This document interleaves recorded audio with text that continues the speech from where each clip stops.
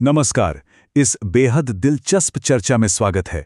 चलिए सीधे विषय पर आते हैं और वैदिक ज्योतिष के उन 4 प्राचीन तत्वों को डिकोड करते हैं जो इंसान के व्यक्तित्व को परिभाषित करते हैं। आज का ये पूरा विश्लेषण इसी अवधारणा पर आधारित है कि कैसे ये मूलभूत तत्व इंसान के व्यवहार, उसकी ऊर्जा और उसके पूरे जीवन चक्र को गहराई से आकार देते हैं। आज की हमारी इस यात्रा का रोड मैप कुछ इस तरह रहेगा। हम शुरुआत भचक्र के गणित से करेंगे, इसके बाद एक एक करके अग्नि, पृथ्वी, वायु और जल तत्वों की ऊर्जा को समझेंगे और अंत में देखेंगे कि कैसे ये तत्व आपस में मिलकर जीवन का एक खूबसूरत संतुलन तैयार करते हैं। तो चलिए अपने पहले हिस्से से शुरुआत करते हैं, भगचक्र और 4 तत्व। ज्योतिषीय नजरिए से देखा जाए तो इस पूरे आसमान को एक विशाल 360 डिग्री के लगातार चलने वाले गोले के रूप में देखा जाता है। ये कोई मामूली नंबर नहीं है, बल्कि वो मजबूत बुनियाद है जहां से अंतरिक्ष की सारी गणनाएं शुरू होती है। अब अगर इस 360 डिग्री के रास्ते को गणित के हिसाब से 30-30 डिग्री के बराबर हिस्सों में बांट दें तो हमें मिलते हैं पूरे 12 हिस्से। ये विभाजन बहुत ही सटीक है और यहीं से जन्म होता है उन 12 राशियों का जिन्हें आज दुनिया जानती है। तो यहाँ सबसे अहम बात यह है, इस पूरे 360 डिग्री के ब्रह्मांडीय रास्ते को ही भचक्र कहा जाता है, जिसका मतलब है जानवरों का चक्र। ये भचक्र 12 राशियों में बटा है जो सीधे तौर पर 4 मूल तत्वों से कंट्रोल होती हैं और सोर्स के मुताबिक यही तत्व इंसान का स्वभाव और उसके जीवन का अंतिम उद्देश्य तय करते हैं। अब आते हैं दूसरे खंड पर, अग्नि तत्व, ऊर्जा और साहस।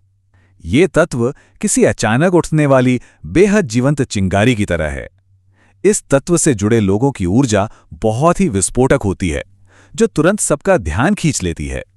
अग्नि राशियों यानी मेष, सिंह और धनु पर गौर करें। इनका संबंध सीधे तौर पर भेड़, शेर और धनुषधारी जैसे ऊर्जावान प्रतीकों से है। मंगल, सूर्य और गुरु जैसे ग्रहों का इन पर राज होता है। सोर्स मटेरियल बताता है कि आग की ही तरह इन लोगों का गुस्सा एकदम से भड़क सकता है, लेकिन इनमें उतनी ही जल्दी दूसरों को माफ कर देने का बड़ापन भी होता है। इनमें कमाल का जुनून होता है। इसी पैशन और निडरता की वजह से प्रशासनिक और सैन्य सेवा, मेडिसिन और सर्जरी या फिर इवेंट मैनेजमेंट और स्पोर्ट्स जैसे फील्ड्स इनके लिए एकदम परफेक्ट बताए गए हैं। ये सीधे तौर पर सूर्य और मंगल जैसे स्वामी ग्रहों की प्राकृतिक ऊर्जा का ही नतीजा है। आग की उस तेज आंच के बाद अब थोड़ा ठहरते हैं और तीसरे हिस्से की ओर बढ़ते हैं, पृथ्वी तत्व, स्थिरता और यथार्थ। इस तत्व वाले लोग फैंटेसी से ज्यादा रियलिटी पर फोकस करते हैं। ये बिल्कुल जमीन से जुड़े होते हैं और इनका नजरिया बेहद प्रैक्टिकल होता है। अब जो बात यहां सबसे ज्यादा दिलचस्प है वो ये कि वृष, कन्या और मकर राशियां असल में जीवन की एक बेहद मजबूत नींव का प्रतिनिधित्व करती हैं। वृष भौतिक समृद्धि लाता है, कन्या बौद्धिक शुद्धता दिखाती है और मकर ऊंचाइयों तक पहुंचने के कड़े संघर्ष को दर्शाता है। इससे पता चलता है कि जीवन की ऊर्जाओं को सही दिशा देने के लिए इस ठहराव की कितनी जरूरत होती है। ज्योतिषीय परामर्श के नजरिए से सोर्स का दावा है कि कुछ खास रत्नों के जरिए पृथ्वी तत्व की इस स्टेबिलिटी को और भी बढ़ाया जा सकता है, जैसे सुख समृद्धि के लिए हीरा, अच्छी यादाश्त के लिए पन्ना और राजनीतिक सफलता के लिए नीलम। ये ऐसे उपाय हैं जो इस तत्व की स्थिरता को और मजबूत करते हैं। जमीन से उठकर अब थोड़ा खुली हवा में सांस लेते हैं। चौथा खंड है वायु तत्व, विचार और संचार। ताजी हवा के एक झोंके की तरह इस तत्व वाले लोग विचारों और बातचीत के फ्लो को कंट्रोल करते हैं। वायु राशियां अपनी तीक्ष्ण बुद्धि के लिए जानी जाती हैं। मिथुन राशि वाले शानदार टेक्निकल एनालिस्ट होते हैं, तुला वाले न्याय और संचार के उस्ताद हैं और कुंभ राशि वाले डीप रिसर्च और समाज सुधार के प्रति समर्पित होते हैं। इनका लॉजिक इतना शार्प होता है कि ये समाज में बहुत अच्छे मध्यस्थ साबित होते हैं।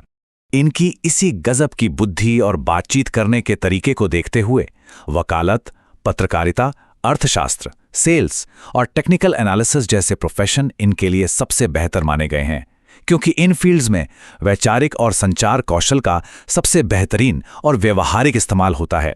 विचारों के इस खुले आसमान के बाद अब रहस्यमयी गहराइयों की तरफ मुड़ते हैं। 5वां हिस्सा है जल तत्व, भावना और अंतर्ज्ञान। यह तत्व बिल्कुल एक शांत महासागर की तरह है जो ऊपर से जितना शांत दिखता है, भीतर से उतना ही गहरा और रहस्यमयी होता है। जल राशियों यानी कर्क, वृश्चिक और मीन पर चंद्रमा, मंगल और गुरु का असर होता है। इसलिए इस तत्व से जुड़े लोग अक्सर एक अलग ही दुनिया में रहते हैं। रचनात्मक कल्पनाओं, इमोशनल गहराई और बहुत ही कमाल के इंट्यूशन यानी अंतर्ज्ञान की दुनिया में। पानी की इस नाजुक और बेहद संवेदनशील ऊर्जा को बैलेंस करने के लिए ज्योतिष परामर्श में कुछ खास रत्नों का जिक्र किया गया है। मन की शांति के लिए मोती, हिम्मत और सुरक्षा के लिए मूंगा और आध्यात्मिकता या शिक्षा के लिए पुखराज बताया गया है, ताकि इन भावनाओं के गहरे समंदर में भी एक ठहराव बना रहे। इन गहरी और संवेदनशील प्रवृत्तियों के हिसाब से देखें तो इनके लिए सुझाए गए करियर ऑप्शंस भी बिल्कुल सटीक बैठते हैं, जैसे नेवी और समुद्री व्यापार, चिकित्सा या सर्जरी, रचनात्मक कलाएं, संगीत और मनोविज्ञान। ये सभी क्षेत्र इनकी इमोशनल गहराई से बिल्कुल परफेक्ट मैच करते हैं। अब अपनी चर्चा को आगे बढ़ाते हैं और देखते हैं कि ये सब आपस में जुड़ता कैसे है।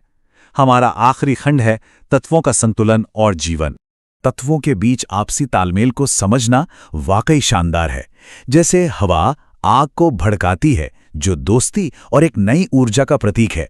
वहीं दूसरी तरफ पानी धरती को सींचता है, जो नए सृजन और बेहतरीन अनुकूलता को दिखाता है। सोर्स हमें यही समझाता है कि कैसे कुछ खास तत्व कुदरती तौर पर एक दूसरे को पूरा करते हैं। अगर हम इन चारों तत्वों को एक साथ रखकर देखें तो इंसानी शख्सियत का पूरा ताना बाना समझ में आ जाता है। आग और हवा ये दोनों एक्टिव, एक्सट्रोवर्ट और पुरुषत्व ऊर्जा वाले हैं, जबकि धरती और पानी ये इंट्रोवर्ट, यथार्थवादी और स्त्रीत्व ऊर्जा को दर्शाते हैं। ये सब मिलकर ही इंसान के बर्ताव का पूरा ढांचा तैयार करते हैं। तो इस पूरी जानकारी का असली मकसद क्या है? सोर्स के मुताबिक इसके 3 बड़े फायदे हैं। पहला, अपनी जन्मजात खूबियों और ताकतों को पहचानना। दूसरा, अपने तत्व के हिसाब से सही करियर चुनना। और तीसरा, ज्योतिषीय टूल्स की मदद से अपनी जिंदगी में एक शानदार बैलेंस बनाना। यही इस पूरे विश्लेषण का सबसे काम का हिस्सा है। इस पूरी गहरी चर्चा के बाद एक बड़ा सवाल हमारे सामने आता है। इस जीवन की अनगिनत धाराओं को असल में कौन सा तत्व चला रहा है? ये एक ऐसा विचार है जो हमें खुद अपने अंदर झांकने और मानव व्यवहार के इस विज्ञान को और गहराई से समझने पर मजबूर कर देता है। इस विश्लेषण में साथ बने रहने के लिए बहुत बहुत धन्यवाद।